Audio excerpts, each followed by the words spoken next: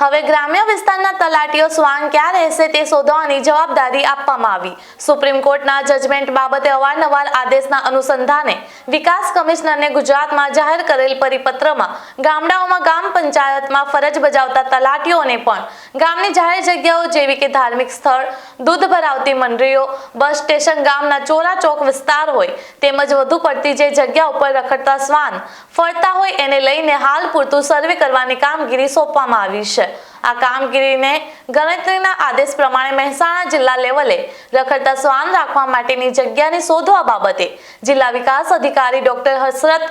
જૈસ્મીનને નિવેદન આપ્યું છે। રિસેન્ટલી માનनीय ऑनरेबल सुप्रीम कोर्टની जो જજમેન્ટ છે તો એના સંદર્ભમાં જેવી રીતે મ્યુનિસિપલ એરિયામાં યા ઝોનમાં આ ઘણું બધું ચાલે છે, લાઈક એનિમલ બર્થ કંટ્રોલ અને રખડતા કૂતરાઓને પકડવું અને એને થોડું